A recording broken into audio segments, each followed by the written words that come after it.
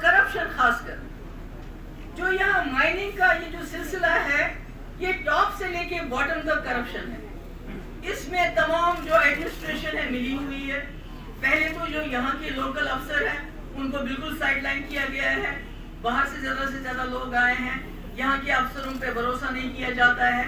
मगर जो भी अब रहे सहे यहाँ जितने भी ऑफिसर हैं, बाहर के हैं, अंदर के हैं, बदकिस्मती से वो इस माइनिंग के जो माफिया है, पहले हमारी ये खुशकिस्मती थी, हमारे पास लैंड माफिया थोड़ा बहुत एक्टिव था, जो यहाँ के लोग उसमें इन्वॉल्व थे। मगर अब माइनिंग का माफिया बाहर से पता नहीं किस किस स्टेट से आता है, उन्होंने यहाँ पूरा जो है उद्यम मचा के रखा है। यहाँ जो बाजरे की गाड़ी, रेत की गाड़ी अगर 2000, 3000, 5000, 10,000 में, आज वो 50-50 हजार में मिलती है। हर चीज महंगी होगी, आपको पता है महंगाई कितनी बढ़ गई है। मगर मुझे समझ नहीं आता है, अगर हम इतना सेस देते हैं, पेट्रोल का इतना पैसा देते हैं जो कि इंटरनेशनल मार्केट से 50% से भी ज्यादा है, किसी भी कंट्री में इतना फर्क नहीं है इंटरनेशनल मार्केट में की कीमत में और उस कंट्री की जितना हमारी कंट्री में है। तो ये पैसा जाता कहाँ है? हमने जीएसटी का कंपनसेशन हमें मिला, वो जेके बैंक से उधार लेके दिया गया। हमें मिलना तो दिल्ली से था। कोई सड़क बनानी है, पहले सीआरएफएल बनती थी, अब कोई और एजेंसी हमें लोन देती है। यानी हमारी आने वाली पीढ़ियां जो है दिन ब दिन वो कर्जदार बनती जा रही है। अगर हम इतना सेस देते हैं पेट्रोल पे, डीजल पे, तो हमारा पैसा, हमारा हिस्सा हमारी सड़कों पे क्यों नहीं लगाया जाता है? तो ये कुछ बातें थी जो मैं आपसे करना चाहती। जम्मू के बारे में, खासकर जम्मू प्रोविंस के बारे में मैं बात करना चाहती हूँ। जैसा कि आप जानते हैं कि जम्मू कश्मीर लद्दाख एक ऐसी स्टेट जिसको उस वक्त के महाराजा ने जब मुल्क के हवाले किया तो ये एक स्टेट कॉन्टिनेंट के बराबर थी।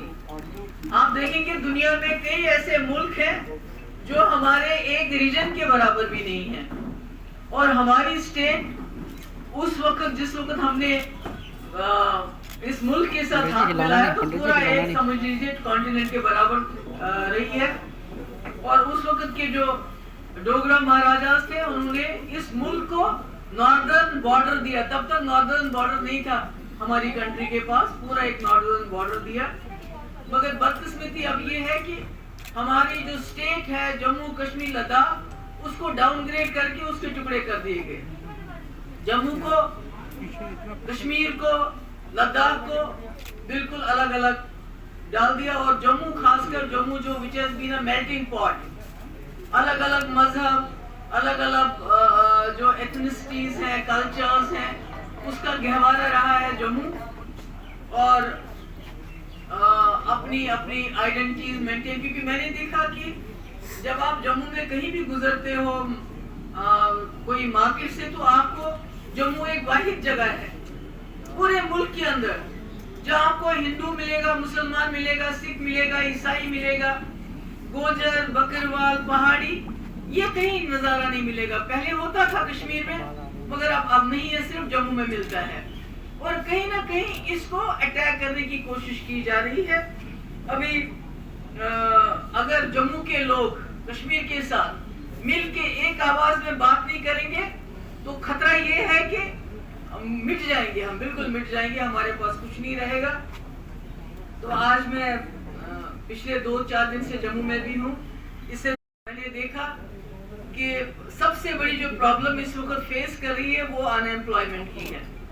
और आपको भी शायद मालूम होगा कि जो लेटेस्ट सर्वे आया है, जैसे ये कहते थे 370 बहुत बड़ी रुकावट है, 370 खत्म होगा तो यहाँ दूध की नदियां बहेंगी, लोगों को यहाँ इतनी इन्वेस्टमेंट होगी कि बेरोजगारी खत्म हो जाएगी। मगर आपको ये जान के ताज्जुब होगा कि इस वक्त पूरे मुल्क में सबसे ज्यादा जो अनएम्प्लॉयमेंट रेट है वो जम्मू कश्मीर में है। दैट इज ऑलमोस्ट 18%, यानी 2 डिजिट्स में हमारी अनएम्प्लॉयमेंट चली गई है। इसी तरह जो काम थे तरक्की के और जो यहाँ इंडस्ट्री पहले होती थी, तो उसमें स्टेट गवर्नमेंट का ये होता था कि जो यहाँ के लोग हैं उनकी तादाद बाहर के लोगों से ज्यादा हो। मगर आज कोई पूछने वाला नहीं, अगर छोटी थोड़ी बहुत सब्सिडी के लिए जो लोग इंडस्ट्री लगाते भी हैं तो वो बाहर से ज्यादा लोगों को लाते हैं और यहाँ के नौजवानों को नहीं रखते हैं। इसके अलावा जब हम देखते हैं कि तरक्की कहाँ हो रही है, क्योंकि बहुत अभी देखिए 70 मिनिस्टर रिबन काटने के लिए, तो किसका रिबन काटते हैं? मुझे तो या तो वो पुरानी, मेरे ख्याल में कोई डॉक्टर मनमोहन सिंह या ये जो है वाजपेयी जी के टाइम का कोई काम होगा। बाकी तो जितने भी हमने काम शुरू किए थे पीडीपी बीजेपी अलायंस में, वो सब रुके पड़े हैं। चाहे वो मिनी सेक्रेटरीज हो, चाहे वो रोड्स हो, चाहे वो कोई दूसरा काम हो, और जो काम हमने सीआरएफ के अंडर उठाए थे जिसके लिए हजारों करोड़ रुपए आया था, जिसकी टेंडरिंग हुई है, उनको भी बंद कर दिया है, उनको भी बंद कर दिया है। और उल्टा जो कहीं पर नए काम भी शुरू करने थे वो भी नहीं हो रहा है, क्योंकि रूरल डेवलपमेंट के, मैंने सुना जो रूरल डेवलपमेंट है उसने भी कोई प्राइवेट कंपनी हायर की अपने लिए, हालांकि हमारा इंफॉर्मेशन डिपार्टमेंट है उसको यूज नहीं कर रहे हैं, कोई प्राइवेट कंपनी। यानी कि जो जम्मू कश्मीर को बार बार कहा जाता था कि ये 370 की वजह से पिछड़ी हुई है, लगता है जो पिछले 2 साल में यहाँ हो रहा है कश्मीर में, तो लोगों को सिक्योरिटी के नाम पे डराया धमकाया जाता है, खामोश किया जाता है, मगर जम्मू की इकोनॉमी को चोक किया जा रहा है, पूरी तरह से चोक किया जा रहा है। आप यहाँ देख लीजिए, शुरू कीजिए माइनिंग से, माइनिंग के कॉन्ट्रैक्ट्स बाहर वालों को जो लाखों अरबों रुपए कमा रहे हैं, और यहाँ जो ट्रैक्टर ट्रॉली वाले लोग हैं जिसके साथ यहाँ हजारों नौजवान जुड़े हुए हैं, जो बेचारे चलाते हैं, उनको पकड़ के ले जाते हैं, या तो रिश्वत दे 10,000 रुपए, नहीं तो 70,000 रुपए उनको कोर्ट में देना पड़ता है।